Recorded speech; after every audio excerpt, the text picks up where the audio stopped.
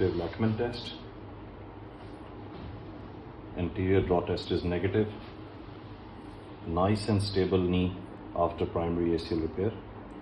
So this is a young gentleman. If you come over here, he had primary ACL repair. This is before the surgery. If you can see, some fibers are intact, some are not. If you come over here, you can see Sherman type 1 tear with 30% separation of the ligament. If you come up here, you can see clear demonstration of tear with still footprint attachment.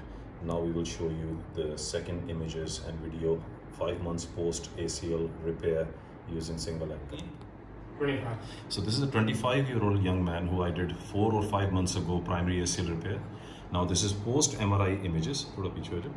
PCL is intact, and if you look here, the ACL is nicely aligned.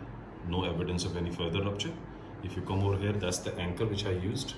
Now if you come down and you see here, the second image also showing the whole graft and the fibers are nicely aligned in position, and he's doing very well, very stable knee.